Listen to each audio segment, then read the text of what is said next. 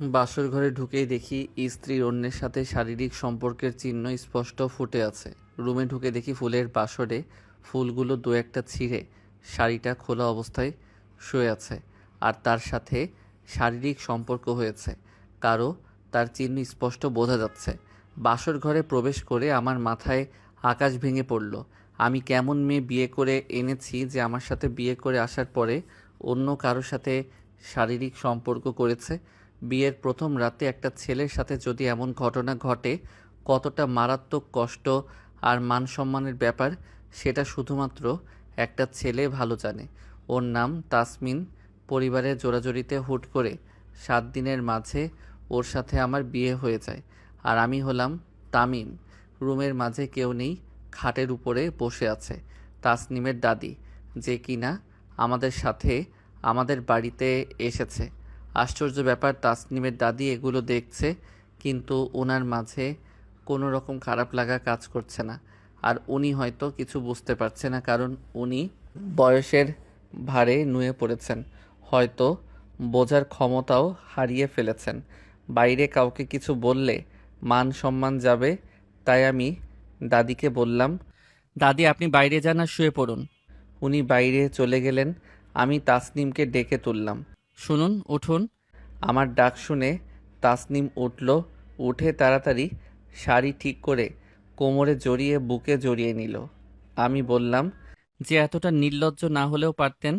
আপনার যদি কোথাও সম্পর্ক থেকে থাকে সেটা আপনি আপনার ফ্যামিলিতে জানাতে পারতেন, কিন্তু আপনি সেটা না করে আমার সাথে বিয়ে করে এসে আমার ঘরের, আমার সাথে সাজানো বাসর ঘরে আপনি অন্যের সাথে বাসর করলেন।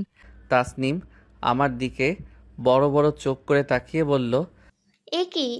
আমার সাথে তো আপনি ছিলেন, আর আপনি আমাকে এখন অপবাদ দিচ্ছেন? তাসনিম আমার দিকে অসহায় দৃষ্টিতে তাকিয়ে বলে, আপনার কি আমাকে পছন্দ হয়নি? আপনার যদি আমাকে পছন্দ না হয় তাহলে বলুন, আমি চলে যাচ্ছি। প্লিজ এভাবে আমাকে অপবাদ দেবেন না। আমার সতীত্বের ওপর আঙুল তুলবেন না।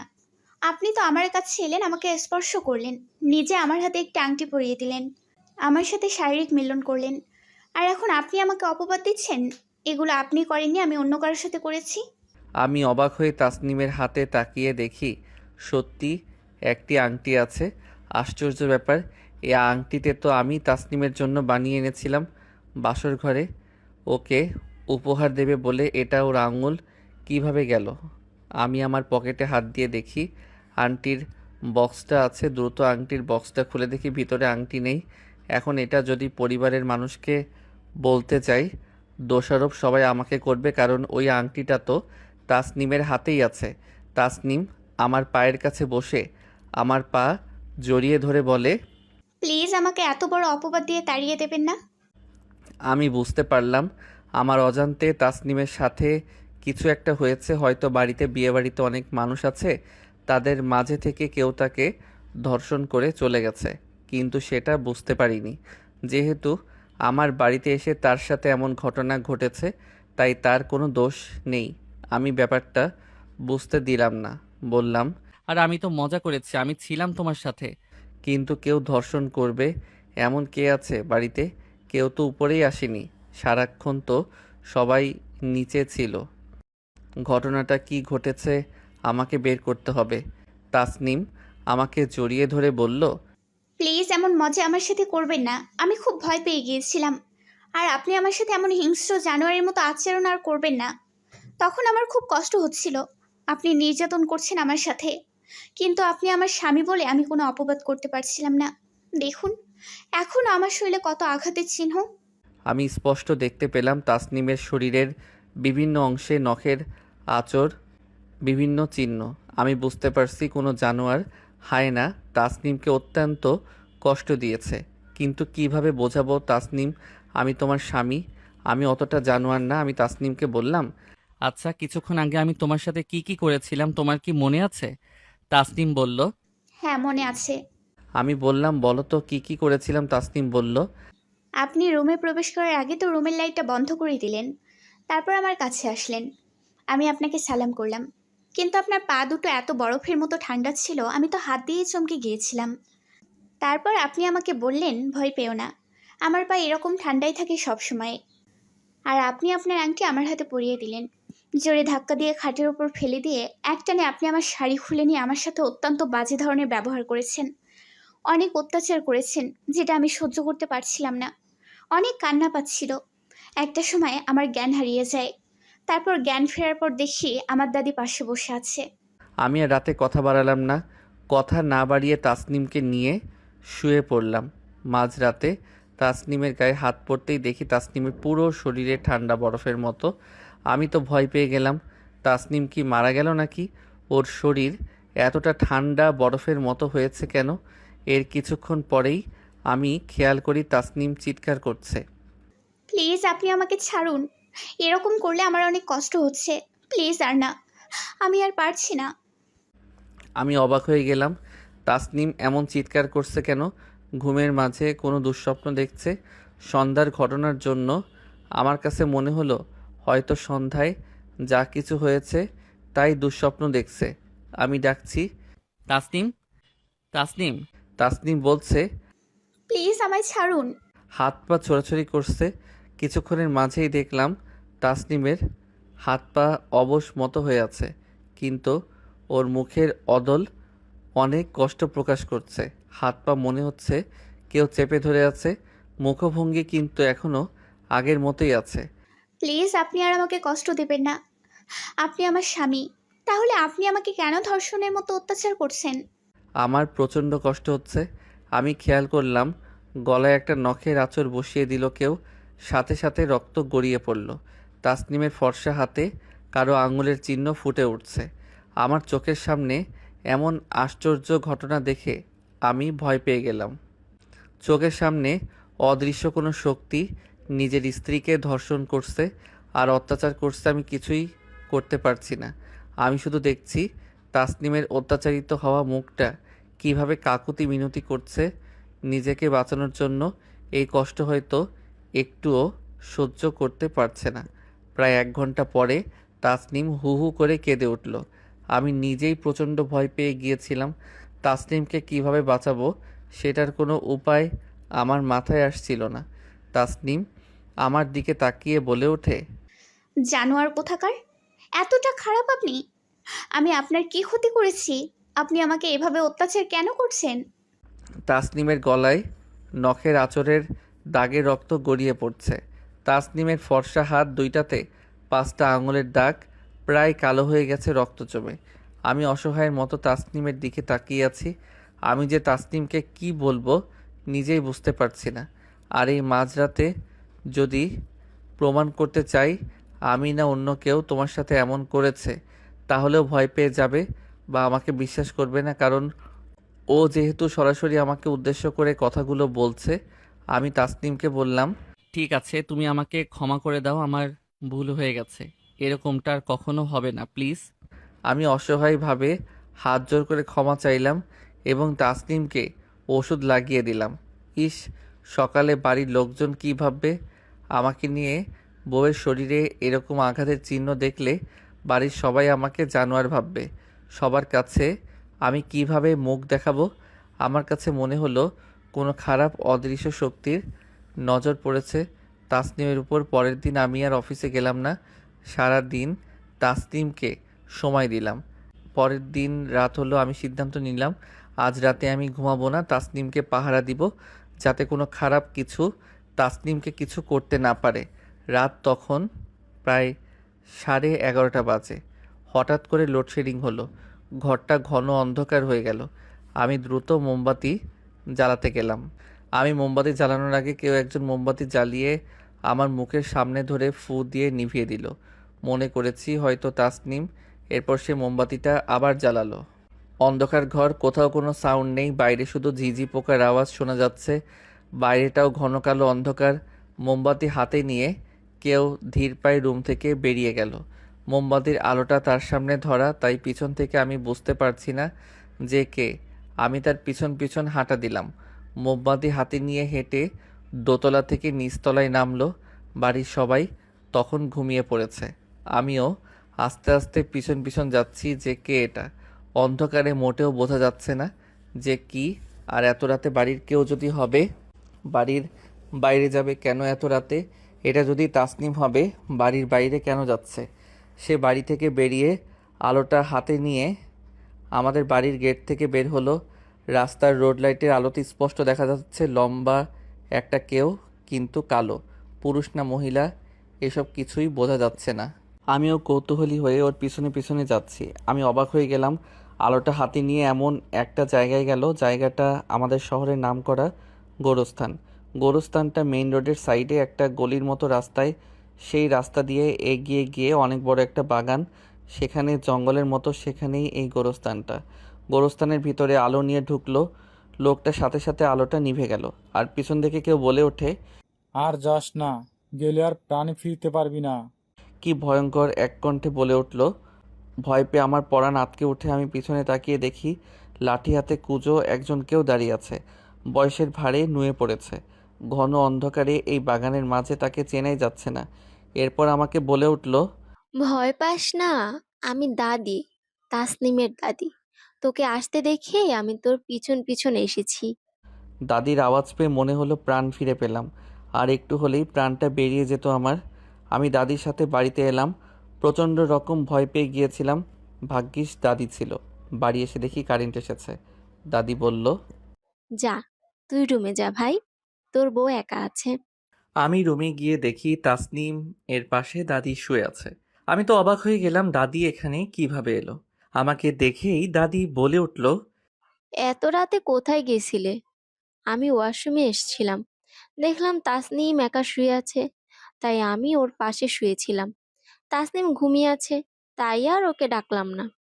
আমি আবারও ভয় পেয়ে গেলাম। দাদি যদি তাসনিমের সাথেই থাকে তাহলে আমি কার সাথে এলাম?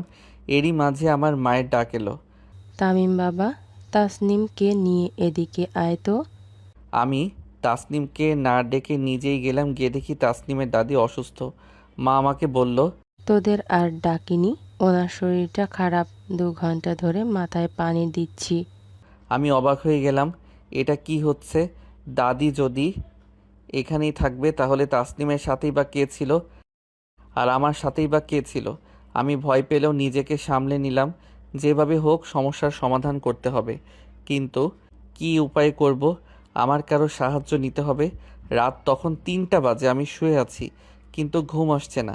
চিন্তায় হঠাৎ দেখি তাসনিম পা কসলাচ্ছে আর চিৎকার করছে। আপনি কি আমাকে মেরে ফেলতে বিয়ে করেছেন? তখন কারেন্ট চলে গেলে আমার গায়েও হাত তুলেছেন, প্রচণ্ড মেরেছেন আমাকে, আমার সাথে জোর জবরদস্তি করেছেন, মিলিত হয়েছেন, এখন আবার? তাসনিমের কষ্ট দেখে আমি সহ্য করতে পারলাম না। তাসনিমের গায়ে হাত দিতেই মনে হলো বরফে হাত দিয়েছি, এত ঠান্ডা হয়ে গেছে। আর আমাকে কেউ একজন ধাক্কা দিল। এত জোরে ধাক্কা দিল, দরজার লক খুলে বারান্দায় গিয়ে পড়লাম। দরজা অটো লক হয়ে গেল। ভয়ে আমার শরীর হিম হয়ে গেল। ভিতর থেকে শুধু আওয়াজ আসছে তাসনিমের চিৎকারের। বেশ অনেক টাইম পর দরজাটা নিজে থেকেই খুলে গেল ভিতর থেকে। ভিতরে গিয়ে দেখি অর্ধ উলঙ্গ অবস্থায় তাসনিম। প্রচণ্ড কাঁদছে সে। এবার আমি কিভাবে ক্ষমা চাইব বুঝতে পারছি না। বারবার এমন হলে তো ক্ষমা চাওয়া সম্ভব না। আমি সিদ্ধান্ত নিলাম তাসনিমকে সবটা খুলে বলবো। আমি কিছু বলার আগেই তাসনিম আমাকে বলল, দেখুন, আপনি কি সেই রাগে আমার সাথে এমন করছেন? আমি বললাম, কিসের রাগে? আমার মনে হচ্ছে গতকালের ব্যাপারটা আপনি জেনে গেছেন। আমি আপনার কাছে লুকোতে চাইনি, কিন্তু ভয়ে লুকাইছি। আমি আপনার কাছে আসার আগেও একবার শারীরিক নির্যাতনের শিকার হয়েছি। আমি বললাম, কিভাবে?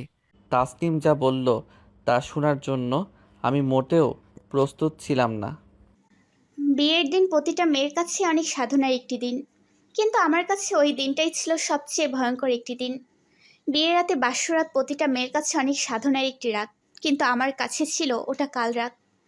আমাকে যখন বিয়ে করে নিয়ে আসছিলেন, তখন হঠাৎই আপনাদের বাড়ি থেকে আধা কিলোমিটার দূরে একটা জায়গায় গাড়ি নষ্ট হয়। ওখানে একটি অ্যাক্সিডেন্ট ঘটে, মনে আছে আপনার? আমাকে রেখে আপনারা সবাই লাশটা হসপিটালে পাঠানোর ব্যবস্থা করছিলেন, গাড়িতে আমাকে একা রেখে। আমার থেকে আপনারা খানিকটা দূরে ওই মরা লাশ নিয়ে বেঁচেছিলেন। আমাদের বিয়ের গাড়িটা যেখানে দাঁড়িয়েছিল সেখানে রাস্তার সাইডে বড় একটা গেট করা। সেই গেটে লেখা ছিল জঙ্গলের বড় গোরস্থান। আমিও জঙ্গলটার দিকে তাকাতেই আমার গা কেমন যেন ছমছম করছিল। হঠাৎ দেখি গাড়িতে ড্রাইভার নেই, তাও গাড়িটা একাই চলছিল। গোরস্থানের গেট হঠাৎ করেই খুলে গেল, তারপর গাড়িটা ভিতরে প্রবেশ করলো। গাড়ির ভেতর থেকে কেউ একজন আমার হাত ধরে টেনে নামালো। আমি না নামার অনেক চেষ্টা করলাম, কিন্তু কিছুতেই তার শক্তির সাথে পেরে উঠলাম না। কিন্তু আমি কোনো মানুষের অস্তিত্ব খুঁজে পেলাম না। অদৃশ্য কোনো শক্তি আমার হাত ধরে টেনে নিচে নামালো, প্রচণ্ডভাবে জোর খাটালো আমার সাথে। আমার শরীর হিম হয়ে আসছিল। আমি নিজেকে বাঁচানোর অনেক চেষ্টা করেছিলাম, কিন্তু কিছুতেই পেরে উঠেছিলাম না। আমাকে টানতে টানতে গভীর জঙ্গলের ভেতর নিয়ে যায় সে। একটা সময় এমন একটা জায়গায় নিয়ে যায় যেখানে অন্ধকার ছাড়া আর কিছুই দেখছিলাম না আমি। চারপাশে শুধু কবর আর কবর। বিভিন্ন কবর থেকে বিভিন্ন ভয়ঙ্কর আওয়াজ আসছিল, যেগুলো শুনে আমার শরীর পাথর হয়ে আসছিল। মনে হচ্ছিল এখনই আমার প্রাণটা বেরিয়ে যাবে। সেই সময় আমাকে দুইটা কবরের মাঝে ফেলে রেখে খুব খারাপভাবে ধর্ষণ করে। আমি কারো চেহারা বা শরীরের অস্তিত্ব দেখতে পাইনি, কিন্তু আমি কারো অস্তিত্ব অনুভব করেছিলাম, যে আমার উপর ভর করেছিল, আমার সাথে শারীরিক অত্যাচার করছিল। নিজের বিয়ের দিনে ফুলশয্যার ঘরে যাওয়ার আগেই পথে ধর্ষিত হয়ে একটা মেয়ের কাছে কতটা কষ্টের সেটা আমি গতকালই বুঝেছিলাম, কিন্তু আমি কাউকে বলতে পারিনি। আমি যদি আপনাকে বলতাম তাহলে আপনি বিশ্বাস করতেন না, আমাকে ভুল বুঝতেন। আমি যখন চেহারা বা কোনো মানুষের রূপ দেখতে পারিনি, এটা আপনার কাছে বলতাম অবিশ্বাস্য লাগতো। তবে এটা সত্যি, সত্যি আমি কাউকে দেখতে পাইনি। কে আমার সাথে এমন করলো? আমি শুধু একটা মানুষের ভর বুঝতে পেরেছিলাম, যা আমার ওপর পড়েছে। তারপর হঠাৎ আমার জ্ঞান হারিয়ে যায়, আর তারপর আমার কিছুই মনে থাকে না। যখন আমার জ্ঞান ফিরল, দেখলাম আমি গাড়ির ভেতরে আছি। চারপাশের পরিবেশ সব স্বাভাবিক আছে, কিন্তু আমার সাথে কিছুক্ষণ আগে যেটা ঘটেছে সেটা কেউ বুঝতে পারেনি। আমি সবার হাবভাব দেখে বুঝতে পারলাম। আবার আমার শরীরের চিহ্নগুলো দেখলাম, সব স্বাভাবিক হয়েছে। আমি হঠাৎ করে ভাবলাম, আমার সাথে যেটা হয়েছে সেটা কি সত্যিই কোনো দুঃস্বপ্ন হয়েছে, নাকি আমি আসলে কিছু বুঝতে পারলাম না। আসলে কি সত্যি আমি ধর্ষিত হয়েছিলাম, নাকি আমি কোনো দুঃস্বপ্ন দেখছিলাম? আর আমি যদি দুঃস্বপ্নই দেখি, তাহলে অ্যাক্সিডেন্টের ঘটনা মনে থাকলো কিভাবে? আমি মনে করেছি আপনি আমার সাথে হওয়া খারাপ ঘটনাটা জেনে গেছেন, তাই আপনি ইচ্ছে করে আমাকে শারীরিক নির্যাতন করেন। আমি তাসনিমের পুরো কথাটা শুনে কিছুই বললাম না, শুধু তাসনিমকে বললাম, এটা তোমার খারাপ স্বপ্ন ছিল, ওরকম কিছুই হয়নি তোমার সাথে। কারণ ওই মুহূর্তে তাসনিমকে যদি আমি বলি যে হ্যাঁ সত্যি তোমার সাথে খারাপ কিছু হচ্ছে, তাহলে তাসনিম নিজেকে সামলাতে পারবে না। তাসনিম একটি মধ্যবিত্ত ফ্যামিলির মেয়ে, দেখতে খুবই সুন্দর। আমার নাম তামিম, সেটা তো জানিনি।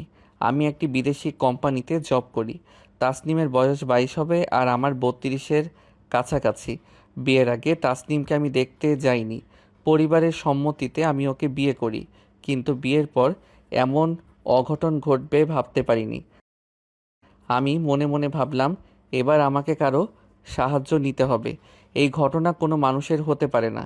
আমার সাথে কাল রাতে যেটা হয়েছে, তাসনিমকে বললে তো ভয়ে মারাই যাবে। বিয়ের ছুটি 1 সপ্তাহ ছিল। 1 সপ্তাহ শেষ, আমি অফিসে গেলাম। অফিস থেকে ফেরার আগে অদ্ভুত একটা জিনিস দেখলাম। আমি তাসনিমকে ফোন দিয়ে বললাম, হ্যালো তাসনিম, আপনার দাদি কোথায়? তাসনিম বলল, দাদিকে খুঁজে পাচ্ছি না, আশেপাশে হয়তো ঘুরতে গেছে। আমি তাসনিমকে কিছু না বলে ফোনটা রেখে দিলাম, কারণ আমি খেয়াল করলাম আমার গাড়ির সামনে দিয়ে তাসনিমের দাদি হেঁটে যাচ্ছে। বাসের সামনে দিয়ে হেঁটে যাচ্ছে উনি, কিন্তু বাস ওনাকে ক্রস করতে পারছে না। আমার কাছে মনে হচ্ছে এখনই দাদির উপর দিয়ে বাসটা উঠে যাবে। আমি খেয়াল করলাম বাসের আয়নায় তাসনিমের দাদির ভয়ানক রূপ দেখা যাচ্ছে। চোখ দিয়ে রক্ত পড়ছে, ওনার সাদা চুলগুলা উঠছে, আমার দিকে ভয়ঙ্কর দৃষ্টিতে তাকিয়ে আছে। সাথে সাথে গাড়িটি অ্যাক্সিডেন্ট করলো। তাসনিমের দাদির উপর দিয়ে গাড়িটি উঠে গেল। সাথে সাথে গাড়ি থামিয়ে দিল ড্রাইভার। সবাই বাস থেকে দ্রুত নেমে দেখি সেখানে কেউ নেই, কিন্তু ড্রাইভার আর বেঁচে নেই। এমন অদ্ভুত ঘটনায় আমি চমকে গেলাম। এই অ্যাক্সিডেন্ট নিশ্চয়ই তাসনিমের ওই ঘটনা কোনোভাবে জড়িত। আমি অনেক চিন্তিত মন নিয়ে বাড়িতে ফিরলাম। বাড়িতে ফিরে দেখি তাসনিমের মনটা বেশ ভারী। আমি তাসনিমকে বললাম, তোমার কিছু হয়েছে? তাসনিম বলল, না। তাসনিম কিছু একটা লুকিয়ে গেল, বাট কি সেটা? রাতের খাবার খাওয়ার সময় দেখি জগ ভর্তি শুরু, মাংসে মানুষের হাত পায়ের নখ। আমি দেখেই চমকে গেলাম। তাসনিম, এটা কি রান্না করেছো? তাসনিম বলে, কেন? খাবারগুলো দেখো। আর জগে এটা কি তাসনিম? তাসনিম বলল, আমি জানি না এসব কি হচ্ছে, আমি তো সাদা পানিই রেখেছিলাম। মুরগির পরিবর্তে মানুষের হাত পা কিভাবে এলো? তাসনিম ভয়ে বেহুশ হয়ে গেল। ডাক্তার এনে তাসনিমের কিছু রিপোর্ট করালাম। 3 দিন পরে রিপোর্ট এলো তাসনিম প্রেগনেন্ট। বিয়ের 7 দিন পরেই নিজের স্ত্রী প্রেগনেন্ট। আমার মাথায় আকাশ ভেঙে পড়ল। বিয়ের মাত্র 4 দিন পরে রিপোর্ট এলো নিজের স্ত্রী প্রেগনেন্ট। আমার মাথায় যেন আকাশ ভেঙে পড়লো। এটা কিভাবে সম্ভব? যাকে এখন আমি স্পর্শই করিনি, যার সাথে আমার কোনো শারীরিক সম্পর্ক হয়নি, সে কিভাবে প্রেগনেন্ট হতে পারে? আমার মনে পুনরায় সন্দেহ জাগলো যে তাসনিমের বিয়ের আগে নিশ্চয়ই কোনো একটা কাহিনী ছিল, তা না হলে ও বিয়ের 4 দিন পরে কিভাবে প্রেগনেন্ট? আমাদের বিয়ের দিন আসার সময় পথে তাসনিম যদি ধর্ষিত হয়ে থাকে, সে কারণেও প্রেগনেন্ট হলেও তো সেটা সম্ভব না। মাত্র 4 দিনের প্রেগনেন্সি বোঝা যায় না, সেটা বুঝতে নিম্নে 1 থেকে 1.5 মাস সময় লাগবে। আমি তাসনিমকে বললাম, তুমি সত্যি করে বলো তো, তোমার কি বিয়ের আগে কারোর সাথে কোনো অবৈধ সম্পর্ক ছিল? আপনি আমাকে এগুলো কি বলছেন? আমি কোনোদিন কারোর সাথে রিলেশন করি নাই, তাহলে কিভাবে আমার কারোর সাথে অবৈধ সম্পর্ক থাকবে? আমি তাসনিমের আরেকবার টেস্ট করালাম তাসনিমের পেটে কত দিনের বাচ্চা, এটা জানার জন্য। ডাক্তার আমাকে যা দেখালো তা দেখে আমার মাথার উপর আকাশ ভেঙে পড়ল। তাসনিম মাত্র 4 দিনের প্রেগনেন্ট, মানে আমি রিপোর্ট হাতে পেলাম 10 দিন পরে, তার মানে তাসনিম এখন 10 দিনের প্রেগনেন্ট। যখন অসুস্থ হয়েছিল তখনকার দিনের প্রেগনেন্সি, মানে আমাদের বিয়ের দিন থেকে তাসনিম প্রেগনেন্ট। মেডিকেল রিপোর্ট কখনো ভুল বলে না, মেডিকেল সায়েন্সে কখনো কোনো ভুল রিপোর্ট আসেনি। তাহলে আমি তাসনিমের দোষ কিভাবে দিব? তাসনিমের কোনো দোষ নেই। আমি আর একবার তাসনিমের রিপোর্ট করতে গেলাম ডাক্তারের কাছে। সত্যি কি ওর পেটে বাচ্চা আছে? আর বাচ্চা কি স্বাভাবিক না অস্বাভাবিক? ডাক্তার পরীক্ষা করে বললেন, মাত্র 15 দিনে কখনো এটা বোঝা সম্ভব নয় স্বাভাবিক নাকি অস্বাভাবিক। এটা বুঝতে হবে কম করে 2 থেকে 3 মাস সময় লাগবে। ডাক্তারবাবু বললেন তাসনিমের খেয়াল রাখতে। আমি হতাশায় ভেঙে পড়লাম যে বাচ্চা আমার নয়, সে বাচ্চার খেয়াল আমি কিভাবে রাখবো? আর বাচ্চাটা তাসনিমের গর্ভে আসলেই বা কিভাবে? তাহলে কি তাসনিমের সাথে যে অত্যাচার করছে এটা তারই বাচ্চা? আমি আর দেরি না করে একজন হুজুরের সন্ধান করলাম, কারণ এই মুহূর্তে আমার হাতে আর কোনো উপায় নেই। আমাকে একজন হুজুরের সাথে দেখা করতেই হবে, আর আমার বিয়ের পর থেকে ঘটে যাওয়া ঘটনাগুলো তাকে খুলে বলতে হবে। আমি খোঁজ নিয়ে একজন নামকরা হুজুরের কাছে গেলাম, যে এ ধরনের সব সমস্যার সমাধান করতে জানে। হুজুরের কাছে গিয়ে আমি সব কিছু খুলে বললাম। তারপর উনি 5 মিনিট চুপ করে থাকলেন। আমাকে বললেন, তোমার বাড়ির চারপাশ বন্ধ রাখতে হবে, যাতে কোনো অশুভ শক্তি তোমার বাড়ির ভেতর প্রবেশ করতে না পারে। অনেক খারাপ কিছু হতে চলেছে তোমাদের সাথে। এটা থেকে বেরোনো খুব সোজা হবে না। তবে আমি তোমাদের এ বিষয়ে কোনো সাহায্য করতে পারবো না। তাহলে আমার নিজেরই প্রাণের ঝুঁকি থাকবে, কারণ এই শক্তির সাথে আমার শক্তি পেরে উঠবে না। তখন আমি হুজুরকে বললাম, আপনি প্লিজ একটু সাহায্য করুন, যেটা করলে অন্তত এই সমস্যা থেকে আমরা মুক্তি পাবো। হুজুর বলল, আমি তোমাকে কিছু মাটি দিচ্ছি, তোমার বাড়ির পাশে ছড়িয়ে রাখবে। যদি কোনো খারাপ জিনের প্রভাব পড়ে, তাহলে সে আর তোমার বাড়িতে প্রবেশ করতে পারবে না। আমি হুজুরের কাছ থেকে এসে বাড়ির চারপাশে মাটি ছড়িয়ে দিয়ে একটু নিশ্চিন্ত হলাম। মনে মনে ভাবলাম, এবার হয়তো একটি পরিত্রাণ পাবো। সেদিন রাতে তাসনিম আর আমি ঘুমাচ্ছিলাম। অমাবস্যার রাত, চারদিকে ঘন কালো অন্ধকার। বাড়িতে সেদিন কেউ ছিল না। মা বাবা মামা বাড়ি বেড়াতে গেছিল। রাত তখন 12:30 বাজবে। হঠাৎ আমার কাছে মনে হলো বাইরে থেকে কারো কান্নার আওয়াজ আসছে। কান্নার আওয়াজটা এমন অদ্ভুত, যেন প্রাণ কেড়ে নিচ্ছে। গভীর রাতে চারদিকে অন্ধকার, শুনশান নীরবতায় কান্নার আওয়াজটা যেন সব কিছু ভেদ করে আমার প্রাণে এসে লাগছে। আমি আর ঘুমিয়ে থাকতে পারলাম না। ওই কান্নার আওয়াজ আমার এত অস্থির লাগছে।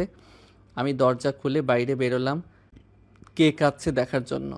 যে কোনো মানুষকে প্রাণে মেরে ফেলার জন্য যথেষ্ট এই কান্নার আওয়াজ। আমি দোতলা থেকে উকি মেরে দেখলাম নিচতলায় কান্নার আওয়াজ। আমি আস্তে আস্তে ধীরে নিচতলায় নামলাম। নিচতলায় দেখলাম কোথাও কেউ নেই। এবার কান্নার আওয়াজটা দোতলা থেকে আসছে। দোতলায় তাকিয়ে দেখি সাদা কাফনে মোড়ানো কেউ একজন দাঁড়িয়ে আছে, তার কাছ থেকে আসছে। আমার হৃৎপিণ্ড থরথর করে কাঁপছে। এটা আমি কি দেখছি? বিদ্যুতের বাতি মাঝে মাঝে জ্বলছে, নিভছে, হুট করে লোডশেডিং হচ্ছে, আবার কারেন্ট আসছে। আমার হাত পা ঠান্ডা হয়ে আসছে। আমি আস্তে আস্তে এক পা দুপা করে দোতলায় উঠলাম। যখন আমি দোতলায় উঠলাম তখন আবার লোডশেডিং হয়ে গেল। অন্ধকারে কিছু দেখা যাচ্ছে না, কিন্তু সাদা কাফনে মোড়ানো একটা মানুষ দেখা যাচ্ছে, কিন্তু ও দাঁড়িয়ে করুণ সুরে কেঁদে যাচ্ছে। আমি বুঝতে পারলাম এটা স্বাভাবিক কিছু না, এটা কোনো মানুষ হতে পারে না, আমার ফ্যামিলির কেউ না। আমি দৌড় দিয়ে নিজের রুমে প্রবেশ করতে যাচ্ছিলাম, ঠিক সেই সময় এসে আমাকে ধাক্কা মেরে ওখান থেকে খানিকটা দূরে ফেলে দেয় আর দরজা খুলে ভেতরে প্রবেশ করে। আবার শুরু হয় তাসনিমের চিৎকার, অত্যাচারিত হচ্ছে তাসনিম ভিতরে। প্রায় 1 ঘন্টা পরে থেমে গেল তাসনিমের চিৎকার। আমি ভিতরে প্রবেশ করে দেখি তাসনিমের জ্ঞান নেই। আমি তখন ভাবলাম, হুজুর যে মাটি দিল সেটা তো বাড়ির চারপাশে ছড়িয়ে দিলাম, তাহলে কিভাবে ভিতরে প্রবেশ করলো?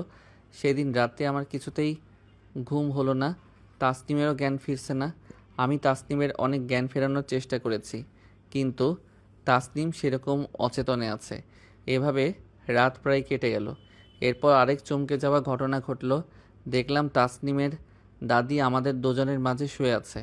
আমি তো অবাক হয়ে গেলাম, আর চোখের পলকের মাঝে উনি আমাদের দুজনের মাঝে কিভাবে এলেন। তারপর হঠাৎ করে আমি খেয়াল করে দেখি উনি ঘুমন্ত অবস্থায় বড় বড় চোখ করে চোখ মেলে তাকালেন আমার দিকে। ওনার তাকানো দেখে আমার প্রাণ যায় যায় অবস্থা। আমি বললাম, এ কি দাদি, আপনি এখানে? আপনি তো মা বাবার সাথে আত্মীয় বাড়ি গিয়েছিলেন, সেখানে কিভাবে এলেন আর কোথায় ছিলেন আপনি? দাদি বলল, তখন যে দোতলা দিয়ে ঘোরাঘুরি করছিলাম, তুমি যার কান্নার আওয়াজ শুনছিলে ওটা আমিই ছিলাম। রাত এখনো খানিকটা বাকি। ওনার কথা শুনে আমি ঘামছি প্রচণ্ড। দাদি বলেন, তুমি ভয় পেলে কেন? আমি তো তোমাকে বলতে যাচ্ছিলাম যে আমি তোমার দাদি। কেউ একজন আমাকে ধাক্কা দিয়েছিল, খুব ব্যথা পেয়ে কাঁদছিলাম। তোমার সাহায্য চাইবো, তার আগেই তুমি ওদিকে চলে গেলে। তাই আমি তাসনিমের পাশে এসে শুয়ে পড়লাম। আমি তাসনিমের কোনো বিপদ হলে বুঝতে পারি। আমার কাছে মনে হলো তাসনিমের কিছু হবে, তাই কাউকে কিছু না জানিয়ে এত রাতে ওখান থেকে চলে এসেছি। এরই মাঝে মায়ের ফোন এলো। বাবা, তাসনিমের দাদিকে পাওয়া যাচ্ছে না। আমি বললাম, মা, উনি বাড়িতে চলে এসেছে, চিন্তা করো না। এরই মাঝে তাসনিম চোখ খুলে দাদিকে দেখেই চিৎকার দিয়ে ওঠে। আমাকে বাঁচান, দাদি আমাকে মেরে ফেলবে। তাসনিম আমাকে দাদি সম্পর্কে যা বলল, আমার পায়ের নিচের মাটি সরে গেল। আপনাকে একটা কথা বলবো বলবো করে আমার বলা হয়নি। এখন আমার মনে হচ্ছে আপনাকে কথাটা বলা খুব জরুরি। আমি বললাম, কি কথা বলো? আমার সাথে যা কিছু হচ্ছে এই সব কিছুর জন্য দায়ী দাদি। দাই দাদি মানে? তাসনিম বলল, গত 2 দিনে আমি যা দেখেছি তা শুনলে আপনি শিউরে উঠবেন। আমি বললাম, কি দেখছো তুমি? 2 দিন আগে দুপুরে আপনি অফিসে ছিলেন। তখন আমার প্রচণ্ড ভয় ভয় করছিল, কারণ আমি দেখছিলাম বাথরুমে টুপটাপ পানির আওয়াজ হচ্ছে। আমি মনে করেছি আমি হয়তো ভুল করে বেসিনের কল ছেড়ে দিয়ে এসেছি। আমি তখন ধীরে ধীরে বেসিনের কাছে যাই। আমি বাথরুমের ভেতর ঢোকার সাথে দরজা অটোমেটিক অফ হয়ে যায়। আমি দেখি দাদি বাথরুমের ভেতর গোসল করছে। আমি দাদিকে বললাম, কি ব্যাপার, তুমি এখানে কিভাবে এলে? আর কখন এলে? আমি তো দেখলাম না। দাদি আমাকে অদ্ভুত একটা উত্তর দিল। আমি যেখানে ইচ্ছা সেখানেই থাকতে পারি, আমার কারো অনুমতির প্রয়োজন হয় না।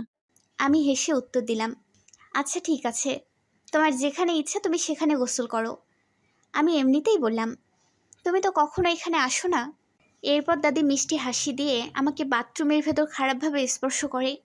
আমি প্রথমে সেটা বুঝতে পারিনি, তাই দাদিকে কিছু বলি না। আমাকে বারবার জড়িয়ে জড়িয়ে ধরছিল। তারপর আমি দাদিকে বললাম, কি ব্যাপার, এমন করছো কেন? দাদির আচরণ আমার কাছে খুব অস্বাভাবিক লাগছিল।